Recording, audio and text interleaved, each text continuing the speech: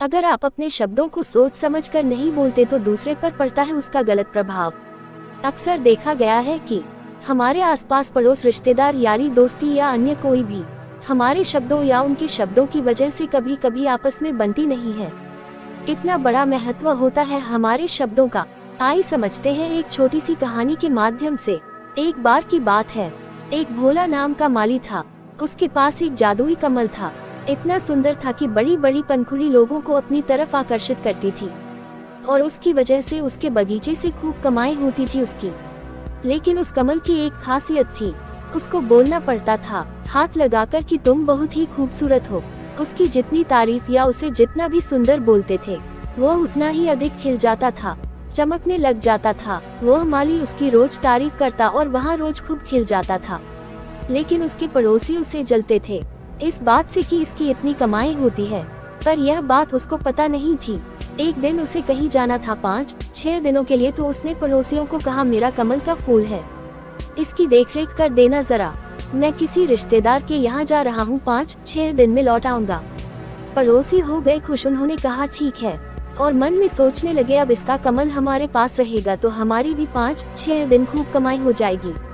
और जाते जाते भोले ने अपने पड़ोसी से कहा, कमल की पंखुड़ियों को प्यार से हाथ फेरना और बोलना तुम बहुत सुंदर हो, तो वह और खिल जाता है। पड़ोसी थोड़ा हैरान होकर बोलने लगा, ठीक है। भोला उन्हें कमल देकर चला गया। पड़ोसी कमल देखकर खुश हो गया और अपने बगीचे में रख दिया। पड़ोसी ने बोला, कमल को तुम बहुत सुंदर हो, तो कमल खिल गया। फिर पड़ोसी ने पूरे दिन भर कमल की ओर नहीं देखा, ना ही कुछ बोला। कमल थोड़ा मुरझा गया। शाम को पड़ोसी ने देखा और बोला, तुम बहुत सुंदर हो, फिर कमल खिल गया।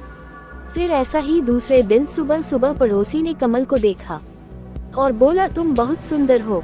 अब वहाँ लोगों की भीड़ ज्यादा हो गई, लोग देखने आते हैं और उसके बगीचे से खरीदारी करते हैं, और उसका तो जैसे कमल से ध्यान ही हट गया। तीसरे दिन कमल पूरा मुरझा गया और माली ने देखा और बोला, तुम बहुत सुंदर हो, तो कमल थोड़ा सा खिला। माली ने कहा, तुम सुंदर हो, लेकिन तुम्हारी पंखुड़ियाँ इतनी मुरझाई हुई क्यों है? इतने भी सुंदर नहीं लग रही हो तुम। और कमल और मुरझा गया। माली बोला, आज क्या हो गया इसे, आज यह इतना गंदा लग रहा है, मानो पूरा मुरझा जाएगा, टूट जाएगा। और कमल बिल्कुल ही खत्म होने की कगार पर आ गया। उसकी पंखुड़ियाँ सूख गई और वह माली डर गया। उसने एक कोने में उसे छुपा दिया। 2-3 दिन में भोला लौट कर आया और उसके पास गया और बोला, कमल दिखाई नहीं दे रहा, कहाँ रखा है तुमने? वह माली चुपचाप हो गया और बोला, तुम्हारा कमल खत्म हो गया। भोला बोला, झूठ बोल रहे हो, तुमने छुपाया होगा कहीं, मेरा कमल दे दो मुझे। और वहाँ अंदर गया और सूखा हुआ कमल बाहर ले आया।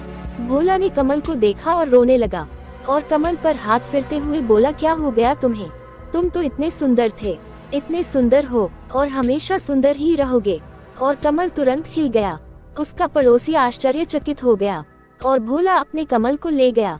तो इसीलिए कहते हैं, इंसान हो या पशु पक्षी या कुछ भी, किसी के सामने अपनी बात रखनी हो या किसी को कुछ बोलना हो तो सोच समझ कर बोले, तोल मोल कर और प्रेम से बोले। कहीं आपके शब्दों से किसी का मनोबल खत्म ना हो जाए, कहीं आपके शब्दों का किसी पर इतना बुरा असर ना हो कि वहाँ आपके साथ दोबारा बात करने को भी तैयार ना हो।